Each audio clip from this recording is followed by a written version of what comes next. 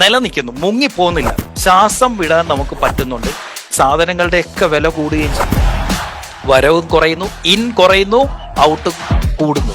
ജീവനോടിരിക്കുക എന്നുള്ളതാണ് ആദ്യം ചെയ്യേണ്ടത്. എന്ത് സംഭവിക്കും?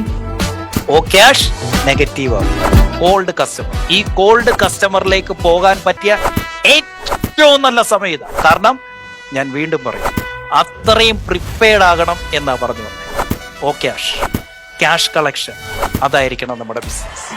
അതല്ലാതെ സർവൈവ്, സ്റ്റേബിൾ ആൻഡ് ഡോമിനേറ്റ്.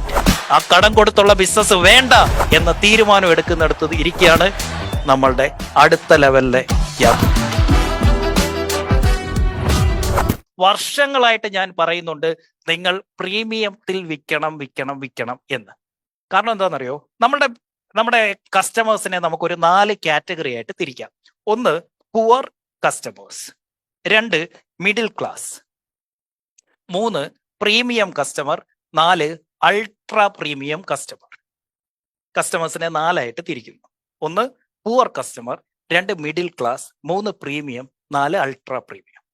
ഒരു ക്രൈസിസ്, ഒരു സാമ്പത്തിക പ്രതിസന്ധി നാട്ടിലുണ്ടായാൽ അത് ഏറ്റവും ആദ്യം ബാധിക്കുന്ന ആരെയാ?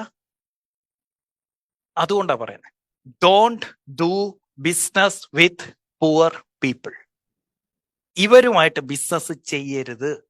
കാരണം അവരെ പ്രതിസന്ധി പെട്ടെന്ന് ബാധിക്കും. അവര് അതാത് മാസത്തിൽ കിട്ടി ജീവിക്കുന്നവരാ. ആ മാസം അവന് കിട്ടിയില്ലെങ്കിൽ, നമ്മളിപ്പോ പറഞ്ഞില്ലേ സി ടൈപ്പിനെ പറഞ്ഞു വിടാൻ പറഞ്ഞില്ലേ, അതൊക്കെ ഈ കാറ്റഗറിയാ. ഇവരുമായിട്ട് ബിസിനസ് ചെയ്താൽ, ഒരു ദിവസം വെള്ളം പൊങ്ങിയാൽ, ഒരു ദിവസം മഴ പെയ്താൽ, ഒരു ദിവസം ഹർത്താലായാൽ, ഒരു ദിവസം ബോംബ് വീണാൽ തീർന്നു. ഇവന്റെ കയ്യിൽ പൈസയില്ല, അവന്റെ കൂടെ ബിസിനസ് ചെയ്യുന്ന നമ്മുടെ കയ്യിലും പൈസ കാണത്തില്ല. ഇനി രണ്ടാമത്തതാണ് മിഡിൽ ക്ലാസ്. മിഡിൽ ക്ലാസിന്റെ പ്രശ്നം, ഇവര് എംപ്ലോയീസ് ആണ് കൂടുതലും. എണ്ണിച്ചുട്ട അപ്പം പോലെയാണ് ഇവർക്ക് കിട്ടുന്നത്. അതുകൊണ്ട് തന്നെ ഇവർ പ്രൈസ് കോൺഷ്യസ് ആയിരിക്കും. അതുകൊണ്ട് തന്നെ ഇവർ പലപ്പോഴും ചീപ്പ് അല്ലെങ്കിൽ ഭയങ്കര ഡിഫിക്കൽട്ട് ആയിരിക്കും മിഡിൽ ക്ലാസ്. അതേസമയം ഈ പ്രീമിയം ആൻഡ് അൾട്രാ പ്രീമിയത്തിലേക്ക് പോകുമ്പോൾ ഇവർ എഡ്യൂക്കേറ്റഡ് ആയിരിക്കും. അതുപോലെ തന്നെ ഇമോഷണൽ ആയിരിക്കും. അവര് വാല്യൂ നോക്കിയിട്ടാണ് സാധനം മേടിക്കുക. ഇമോഷൻസിന്റെ പുറത്താണ് സാധനം മേടിക്കുന്നത്. ഇവര് ഒരു വീട് വെക്കുകയാണെങ്കിൽ ഇവര് വെക്കുന്നത് ഗവൺമെന്റ് കൊടുക്കുന്ന വീടായിരിക്കും. ഞാനിത് പറയുമ്പോൾ നിങ്ങൾക്ക് വിഷമം തോന്നും, അല്ലെങ്കിൽ എന്നെ കളിയാക്കുമായിരിക്കും, അല്ലെങ്കിൽ ഞാൻ ഏതാണ്ട് വലിയ ആളുകളെ കൊച്ചാക്കി പറയുന്നതെന്നൊക്കെ നിങ്ങൾക്ക് തോന്നും. But this is reality. നിങ്ങൾ ക്യാഷ് ഫ്ലോ നോക്കിയാണ് കളിക്കുന്നത് എങ്കിൽ നിങ്ങൾ ലാഭമില്ലാതെ ഒരിക്കലും ബിസിനസ് ചെയ്യത്തില്ല. നിങ്ങൾ ഈ റവന്യൂ നോക്കി കളിക്കുന്നത് കൊണ്ട്, ഇവിടെ ഇപ്പോൾ നമ്മളൊരു കൺസ്ട്രക്ഷൻ നടക്കുകയാണെന്ന് ഇരുന്നോട്ടെ, ഇവൻ ഈ മുനിസിപ്പാലിറ്റിയിൽ നിന്ന് കിട്ടിയ പൈസ അത് വെച്ചിട്ട് വീട് വെക്കുന്ന 100 പ്രൊജക്ട് നടക്കുന്നു ഒരു കൺസ്ട്രക്ഷൻ കമ്പനിക്ക്. മറ്റൊരു കമ്പനിക്ക് ഇതേലെ ഒരൊറ്റ പ്രൊജക്റ്റേ ഉള്ളൂ. ഏതാ ലാഭം? ഇവിടെ കുറച്ച് സ്റ്റാഫ് മതി, ഇവിടെ കുറച്ച് സിസ്റ്റം മതി, ഇവിടെ 100 എടുത്താ പണി നടക്കുന്നത്. ഒരു കാര്യം കൂടെ ചോദിച്ചോട്ടെ, എന്നെങ്കിലും ഇവന്മാരെ തൃപ്തിപ്പെടുത്താൻ പറ്റുമോ?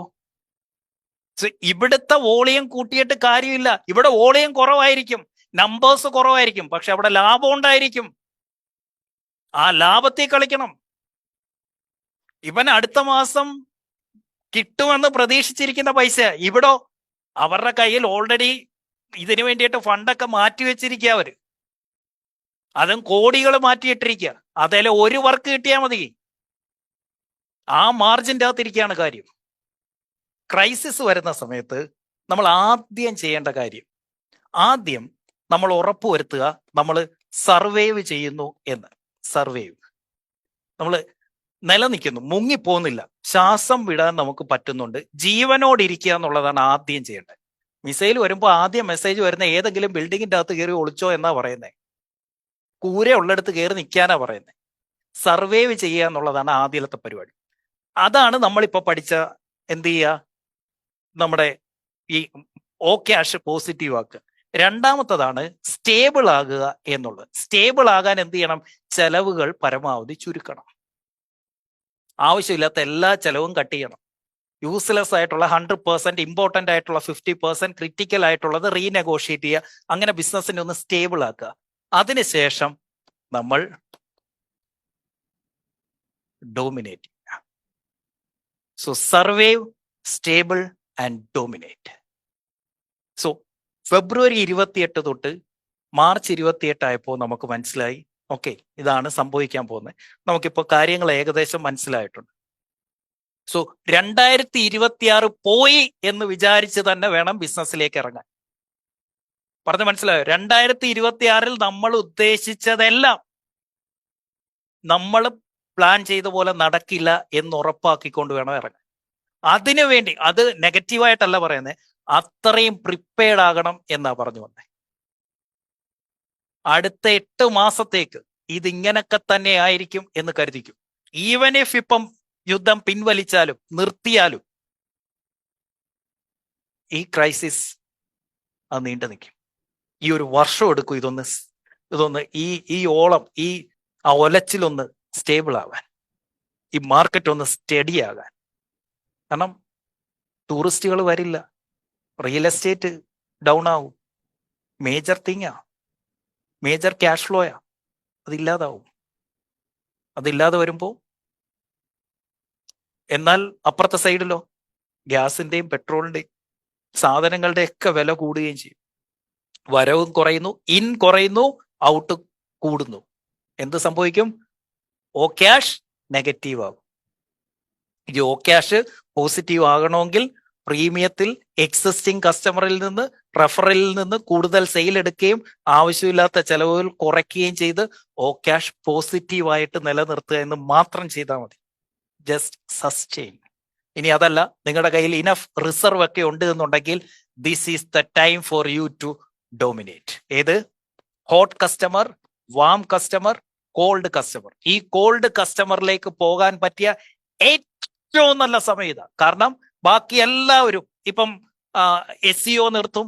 അതുകൊണ്ട് തന്നെ പല കീവേഡ്സും നമുക്കിനി ഫ്രീ ആയിരിക്കും. പല രീതിയിലുള്ള മാർക്കറ്റിംഗ്, ഇപ്പം ഫേസ്ബുക്കിൽ ആഡ് കുറയും, ഇൻസ്റ്റയിൽ ആഡ് കുറയും, ഗൂഗിൾ ആഡ്സ് കുറയും, ബാക്കിയുള്ളവർ ചെയ്യാതെ വരും. അപ്പം നമ്മളുടെ ആഡിന് കൂടുതൽ റീച്ച് കിട്ടും.